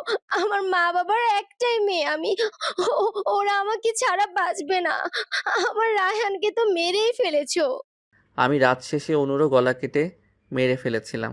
আমার কথা শেষ হতেই তাসনিম আমাকে হেসে উত্তর দেয়, তোমার মতো পাপী মানুষের স্ত্রী হওয়ার অপরাধে রায়হানের আত্মা বারবার আমাকে অত্যাচার করেছে আর আমাকে মেরে ফেলেছে। আমি যখন বুঝতে পারি ডাক্তার রামিম একজন মানুষ না আত্মা, সেদিন আমাকে মেরে ফেলে, কিন্তু আমাকে মারলেও আমি এর সাহায্য করার জন্য মরার পরও আত্মা হয়ে তোমার সাথে অভিনয় করেছি। তোমার পাপের রায়হান আর অনুর অতৃপ্ত আত্মা অনেক মানুষকে মেরেছে, তবে আর কাউকে মারবে না। তবে তোমাকে কেন বাঁচিয়ে রেখেছে জানো? মৃত্যুই বড় শাস্তি না, বাঁচিয়ে রেখে রোজ মারবে তোমাকে। হসপিটালে এক অদ্ভুত রোগী ছিল তামিম, যে কিনা অন্য সব রোগীদের থেকে আলাদা। আমি মরতে চাই বলে চিৎকার করে ঘুরে বেড়াতো। একদিন পুরো হসপিটালবাসীকে তার জীবনে ঘটে যাওয়া অতীতটা খুলে বলেছিল তামিম। সমাপ্ত।